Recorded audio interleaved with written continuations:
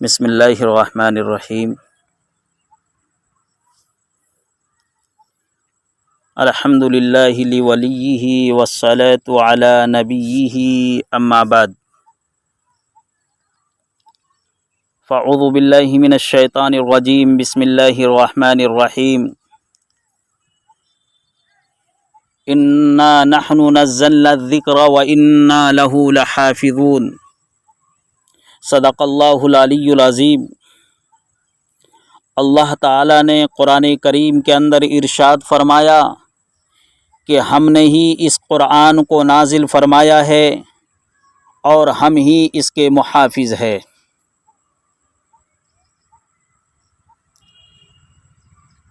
بدنام زمانہ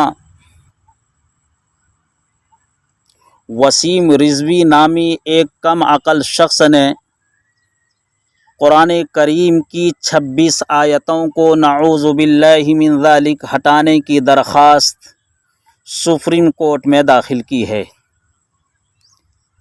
جسے سن کر مسلمان آگ بگولا ہو رہے ہیں۔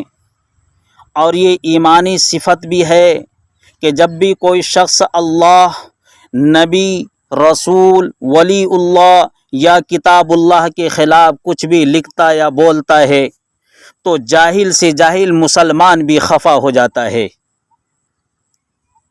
اسی انسان کے دل پر جوں تک نہیں رینگتی جو منافق ہوتا ہے۔ میں آپ کو تاریخ کا ایک اہم پہلو بتاتا ہوں۔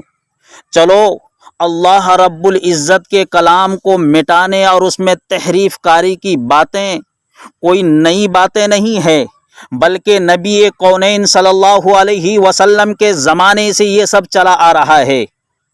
اس وقت کفار مکہ تھے جو قرآن کریم کی ایک ایک آیت پر انگلی اٹھاتے تھے، تو آج ایک اور کافر وسیم رضوی کھڑا ہوا ہے۔ یاد رکھیے گا، نہ تو ابو جہل جیسا سردار اپنی حرکت میں کامیاب ہو سکا تھا اور نہ ہی وسیم رضوی جیسا شیطان اپنی حرکت میں کامیاب ہوگا۔ ابھی اس معاملے نے بہت طول نہیں پکڑا ہے، مگر دھیرے دھیرے یہ بات دنیا کے خطے خطے میں پہنچ جائے گی اور بڑے بڑے مفتیان کرام و محافظ قرآن سامنے آ جائیں گے اور اس بدبخت وسیم رضوی کے ایک ایک اعتراض کا جواب بھی دیا جائے گا۔ خدا نخواستہ ہندوستانی حکومت اگر قرآن کی آیات کو ہٹانے کی بات مان بھی لیتی تو کیا وہ کامیاب ہو جائیں گے؟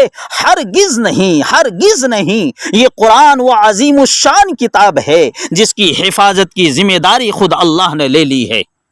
چنانچہ اللہ تعالیٰ نے ارشاد فرمایا، انا نحن نزلنا الذکر وانا لہ لحافظون۔ یقیناً ہم نے ہی اس قرآن کو نازل کیا ہے اور ہم ہی اس کے حفاظت کرنے والے ہیں۔ یقیناً اللہ اپنے کلام کی حفاظت بالکل اسی طرح کرے گا جس طرح کفار مکہ سے کیا تھا۔ اس قسم کے شیطان ہمیشہ آتے جاتے رہتے ہیں اور قرآن کی ایک ایک آیت تو دور، ایک لفظ کی بھی تحریف نہیں کر سکتے۔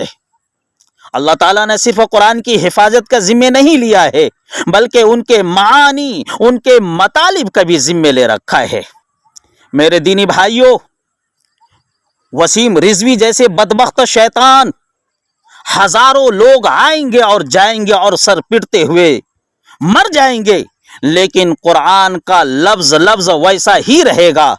ہم حفاظ کرام کی جماعت ہی اس لیے ہیں تاکہ اس قرآن کو مٹانے کے باوجود بھی ہمارے سینوں میں یہ محفوظ رہے۔